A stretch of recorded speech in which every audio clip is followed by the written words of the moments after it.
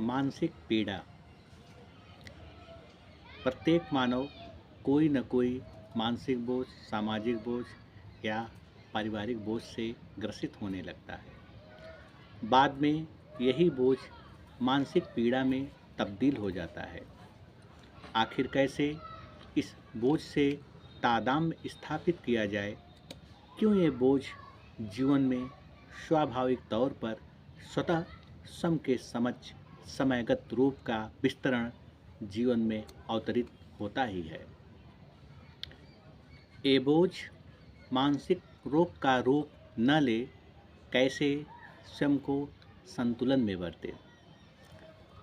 कर्म करते हुए कर्म से रहित रहिए, अर्थात कर्म में विचरण करने वाले व्यक्ति कभी कभी कर्म से इतना तादात्म्य स्थापित हो जाता है, यानी इस तरह खो जाते हैं, स्वयं को भूल जाते हैं। मेरे कहने का मतलब, कर्म का बोझ मस्तिष्क पर सवार हो जाता है। बाद में यही बोझ मानसिक पीड़ा का रूप ले लेता। इधर कर्म से तरक्की भी हो रहा, धीरे धीरे मानसिक पीड़ा भी बढ़ता जाता है, अर्थात जीवन दो भागों में बंट जाता है। अर्थात ऐसे लोग बाहर से खुश, भीतर से दुखी होते हैं। धीरे धीरे मस्तिष्क रसायन भी प्रभावित होता है, अर्थात विभक्त मन से मस्तिष्क रसायन भी विषाक्त होने लगता है। इस दोष की वजह से मस्तिष्क का कार्य प्रणाली बिगड़ने लगता है, जिससे कभी कभी मन से ही अनावश्यक बात करना, नींद काफ़ी देर में आना, स्वप्न में स्वयं को पीड़ित देखना, यानी कभी कभी स्वप्न में इतना भागना कि सुबह उठने पर भी वो बेचैनी चेहरे पर साफ झलकता है। इसी तरह यह सिलसिला चलता ही रहता है। जब स्वप्न की बेचैनी मन को इतना प्रभावित करता है, मन भी बेचैन हो जाता है, अर्थात मन दुविधा में पड़ जाता है। इसी दुविधा से, मन की अंधी दौड़ से मस्तिष्क का द्रव्य गर्म होने लगता है। तब द्रव्य का प्रवृत्ति बिगड़ जाता है।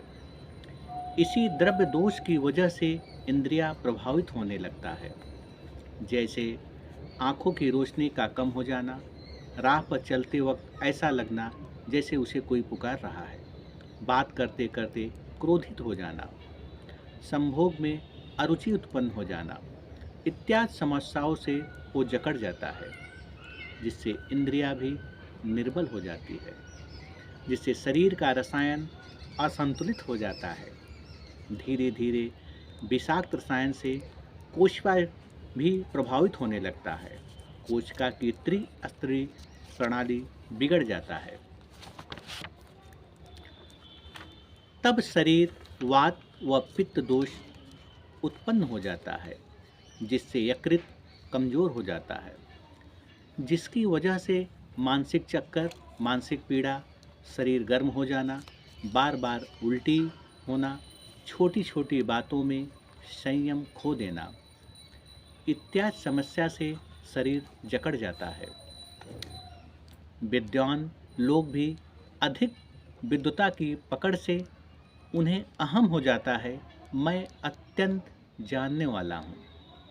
यही जानकारी मानसिक बोझ का रूप ले लेता है। धीरे धीरे ठीक वही दोष से वे भी घिर जाते हैं। मेरे कहने का मतलब, जैसे कर्मबोझ से जो शारीरिक दोष का जन्म होता है, ठीक उसी तरह इनमें भी उसी दोष का जन्म हो जाता है। लेकिन विद्वान लोगों में यह दोष अतिशीघ्र फैलता है।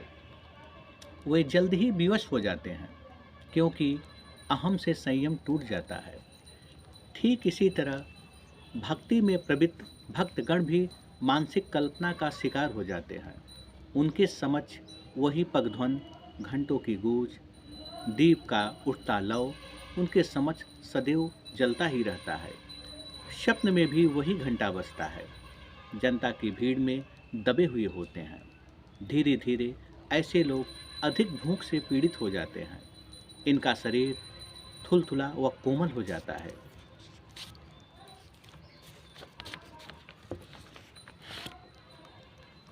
इन्हें देख ऐसा लगता जैसे परमात्मा इन्हें नहीं देख रहा है। ये बड़े कृपा के प्राप्त होते हैं। ऐसे लोग कब्ज के रोगी हो जाते हैं। ठीक तरह से इनका पेट साफ हो गया तो मानो इनका दिन अच्छे से बीत गया। ऐसे लोगों का चित्त जल्द ही रूगड़ हो जाता है। ये बेचारे अपना कष्ट भी किसी को नहीं बता पाते।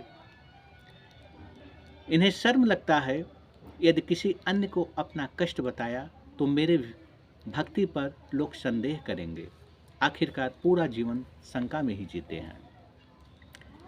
ये तो अस्तित्व के सौंदर्य को देखने के पहले निद्रा में चले जाते हैं।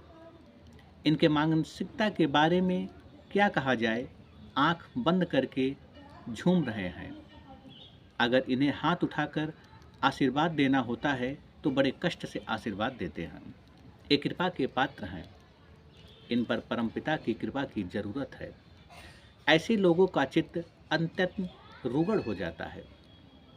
अब कैसे मानसिक दोष से छुटकारा पाया जाए?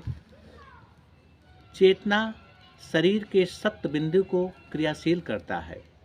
आरूढ़ से शरीर का यात्रा सप्त सूक्ष्म बिंदु का प्रभाव है, अर्थात शरीर 7 मंजिला का मकान है।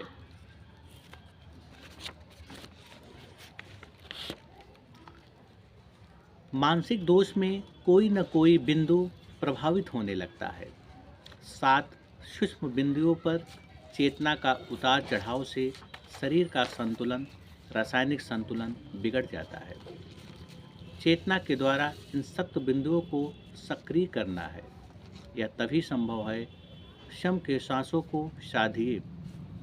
ऐसा करते ही चंद्र नाड़ी व शुद्ध नाड़ी संतुलन में होगा, तभी सुषुम्ना नाड़ी सक्रिय होगा।